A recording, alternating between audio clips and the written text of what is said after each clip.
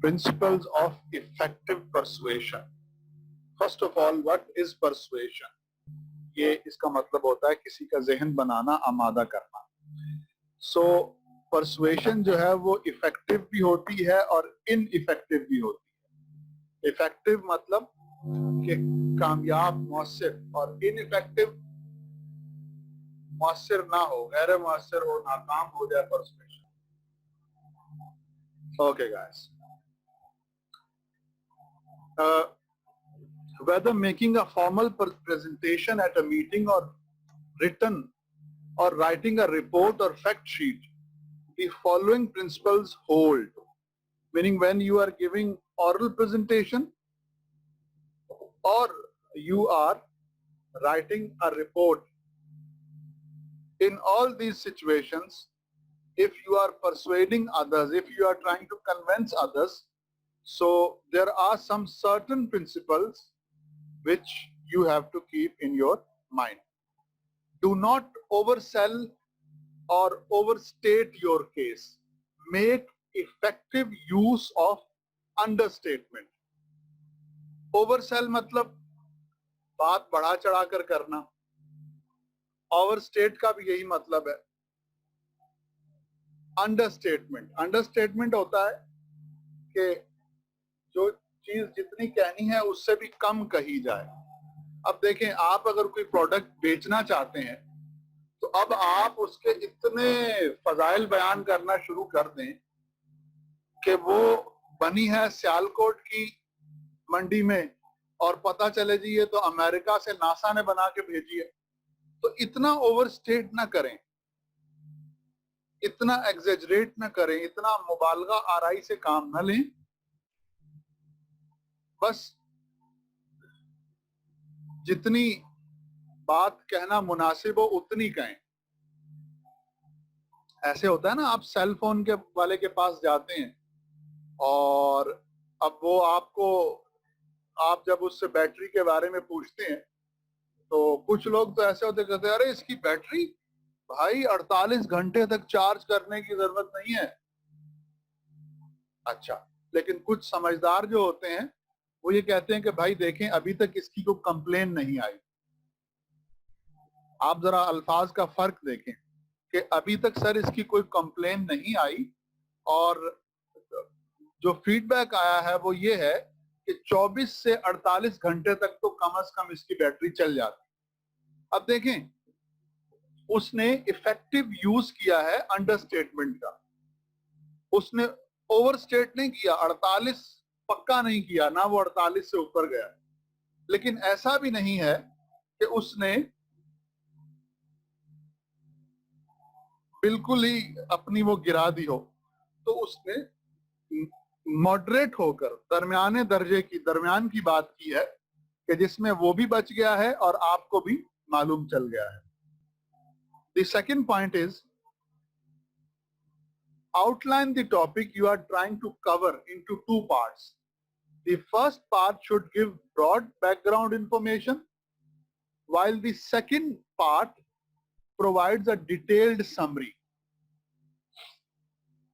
Now, اگر آپ جیسے گفتگو کر رہے ہیں, ریٹن میں کچھ کر رہے ہیں, تو کوشش کیجئے کہ آپ اس کے 2 حصے کر دیجئے. تو اب آپ جس ٹاپک پہ لکھ رہے ہیں یا گفتگو کر رہے ہیں اس کے 2 حصے کیجئے. ایک ہو background information, broad background information دے, اور پھر جو دوسرا حصہ ہو وہ ڈیٹیلڈ سمری ہو. یعنی آپ جب گفتگو کریں یا کوئی ریٹن میں پرسویشن کریں تو جو بات آپ کر لیں اس کو آخر میں ڈیٹیلڈ سمری بھی دے دیجیے. بیک گراؤنڈ انفارمیشن تو دیں, اس کے بعد آخر میں اس کی سمری بھی دے دیں. For example, you are going somewhere to sell medicine, you are representing a pharmaceutical company, so you go and you give detailed information about your medicine, and once you are finished with your detailed information, if it is possible, also give the summary. Now this summary will also become a very useful factor for making the mind of other person.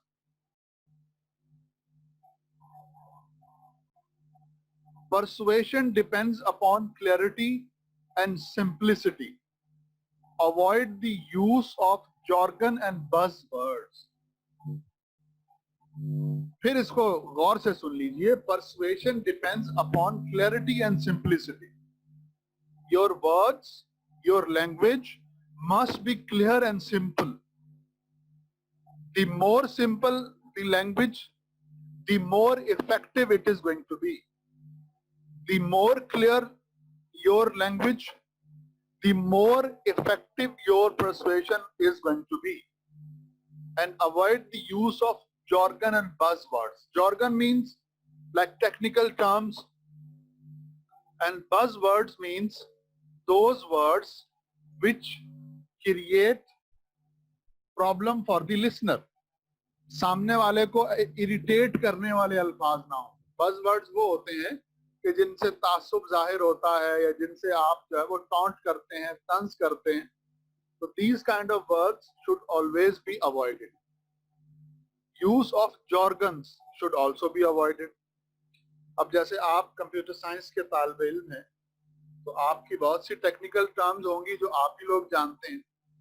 तो जब आपके सामने audience ऐसी हो कि जो आपकी field से रिलेटेड ना हो तो उस वक्त तो आपको बहुत ज्यादा एहतियात की जरूरत होती है कि आप उनके सामने इस तरह की लैंग्वेज जो है वो यूज ना करें. टेक्निकल टर्म्स होती हैं, बज़वर्ड्स और जॉर्गन्स. और बज़वर्ड्स जो होते हैं वो जैसे आप लिसानी तासुब है, कौमी तासुब है या इस तरह की कोई बात है, तो ऐसी बातें नहीं. Be prepared to back up claims or facts immediately. This thing is very important.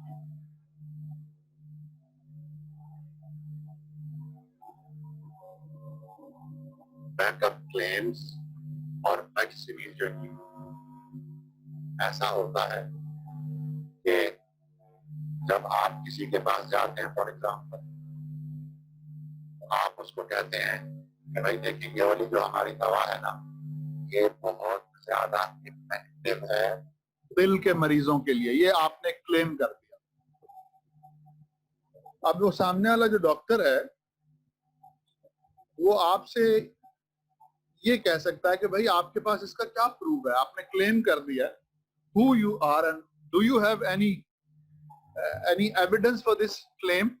It is really very useful and beneficial for the heart patients. तो आप उसको for example Pakistan medical association का कोई लेटर दिखा देते हैं, को सर्टिफिकेट दिखा देते हैं, तो ये आपने अपने क्लेम को जो आपने क्लेम किया था उसको बैकअप कर. इसी तरीके से फॉर एग्जाम्पल आपने तो अब फैक्ट्स को बैकअप करने की एग्जाम्पल इस तरह से समझ लीजिए कि आप जाते हैं और आप ये कहते हैं कि भाई सर ये देखें ये मेरी दवा है और ये अभी तक जो है वो 5,000 मरीजों ने यूज की है और उसमें से जो है ना वो 4,000 मरीजों को जो है फायदा हुआ. तो अब आपने फैक्ट्स दे दिए. तो अब वो आपसे पूछेगा कि आपके पास क्या प्रूफ है, ये जो आप कह रहे हैं ये दुरुस्त है, आपके पास कोई इसकी एविडेंस है? तो आप उसको दिखा देते हैं, जी एक रिपोर्ट छपी है उसमें आप ये देखें ये हमारी कंपनी का और इस दवाई का नाम लिखा है और ये जो है फैक्ट्स और फिगर्स दिए गए हैं, तो मैं यहां से कोट कर रहा हूं. तो be prepared to backup your claims and facts immediately.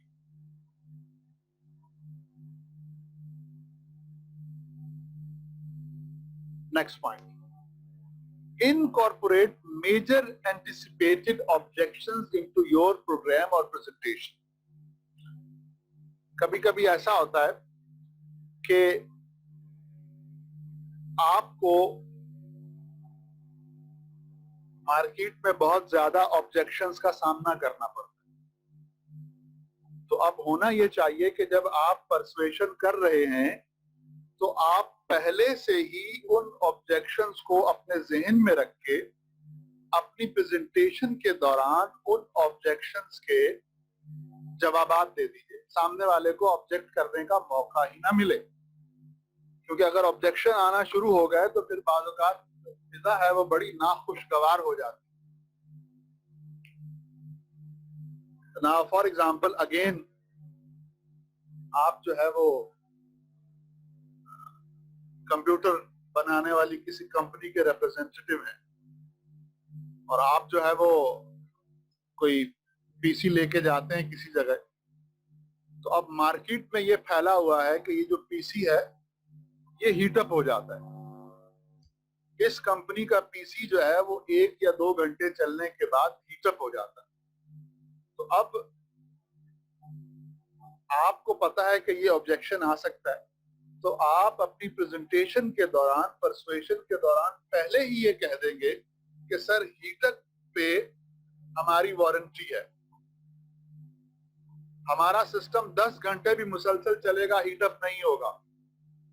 اور سر اس طرح کی افواہوں پہ کان نہ دھریے گا کہ بعض لوگ کہتے ہیں 1 گھنٹے بعد ہیٹ اپ ہو جاتا ہے. وہ اصل میں وہاں پر ہے کہ جہاں پر ٹیمپریچر جو ہے وہ 50 ابو ہوتا ہے اور جہاں پہ سسٹم کو اے سی کی ضرورت ہوتی ہے لیکن لوگ کنجوسی کر کے اس کو اے سی میں نہیں رکھتے. تو اب وہ سامنے والے کے اعتراض سے پہلے ہی آپ نے اس کو سب کچھ بتا دیا. So now it is going to be very effective in your persuasion. Address all relevant aspects of a topic, especially those that may affect the functioning of an organization. Sometimes you are not persuading or convincing an individual.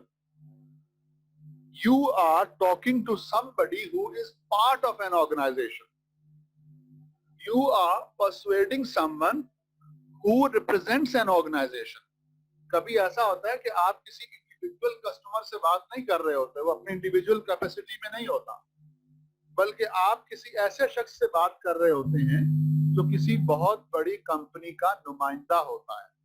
ٹھیک ہے، تو وہ ایک organization کو represent کر رہا ہوتا ہے.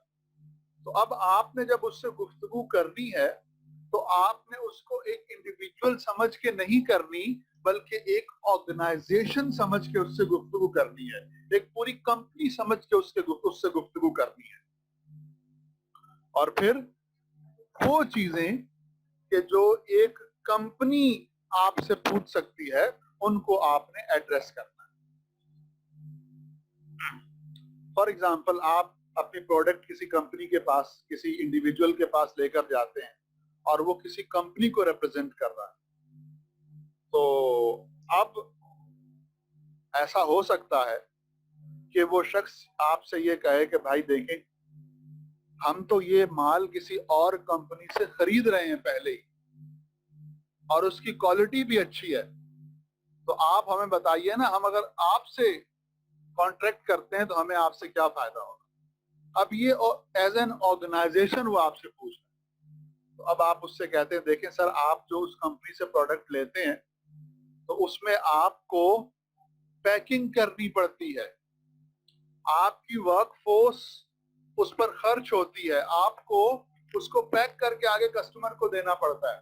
سر ہم جو آپ کو پروڈکٹ دیں گے اس کی گارنٹی وارنٹی بھی ہوگی اور آپ کو پیکنگ بھی نہیں کرنی پڑے گی، آپ بس ہم سے لیں گے اور آگے اپنے بائر کو دے دیں گے.